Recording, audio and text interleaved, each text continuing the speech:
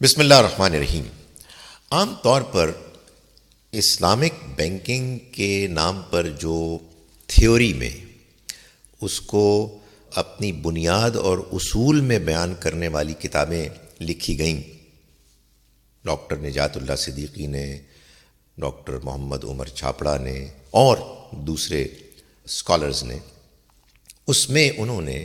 یہ بات واضح کی کہ اصل میں اسلامک بینکنگ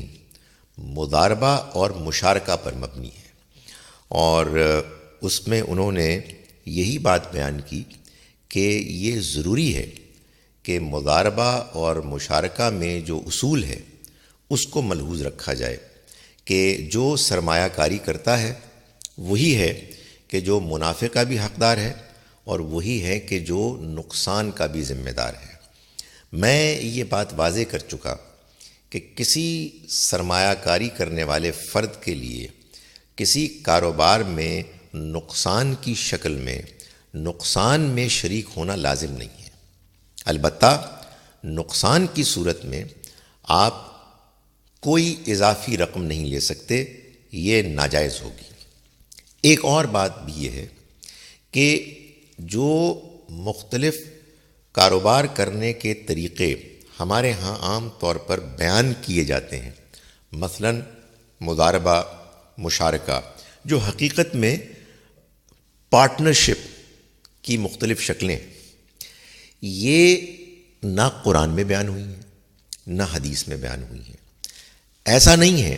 کہ یہ اللہ کی طرف سے ربا کی حرمت کے بعد متبادل طریقے ہیں کہ جو دین نے پیش کیے ہیں۔ حقیقت یہ ہے کہ جب دین نے ربا کو حرام قرار دے دیا تو پھر اس کے بعد جو موجود طریقے کاروبار کرنے کے جائز تھے، لوگوں نے ان کی طرف رجوع کیا۔ ظاہر ہے کہ یہ اس بات پر منحصر تھا کہ لوگوں کی کاروباری ضرورت کیا تھی۔ بعض لوگوں کو مضاربہ، بعض لوگوں کو مشارکہ سوٹ کیا، ان کے لیے وہ زیادہ بہتر اور مناسب ہوا تو انہوں نے اس کو اختیار کر لیا۔ جیسے جیسے دنیا میں کاروبار کی نوعیتیں بدلیں، جیسے جیسے آبادی بڑھی، شہر بڑے بڑے ہوئے اور بڑے بڑے کاروباری پروجیکٹس وجود میں آئے، تو کاروبار کرنے اور انویسٹمنٹ کی شکلیں بھی بدل گئیں۔ مسلمانوں کے لیے جو چیز ضروری ہے وہ یہ ہے کہ وہ عام اخلاقی حدود کی پابندی کرنے کے علاوہ سود اور ربا سے اپنے آپ کو بچائیں، چاہے مضاربہ کی شکل میں کاروبار کرتے ہوئے، مشارکہ کی شکل میں کاروبار کرتے ہوئے، یا کوئی اور طریقہ اختیار کر لیں کہ جس میں وہ اس بات کو طے کر لیں کہ انویسٹر کاروبار میں کہ جس میں اس کا مال انویسٹ ہوا ہے، سرمایہ کاری کی گئی ہے، اس کے نقصان کی شکل میں اپنی اصل ویلیو سے ایک پائی زیادہ نہیں لے گا۔ چنانچہ مثال کے طور پر دور حاضر میں جوائنٹ سٹاک کمپنیز کے شکل میں جو ایک نیا تصور وجود میں آیا ہے، جس میں بڑی تعداد میں لوگ سرمایہ کاری کرتے ہیں، چھوٹی انویسٹمنٹ بڑی انویسٹمنٹ کے ساتھ، لیکن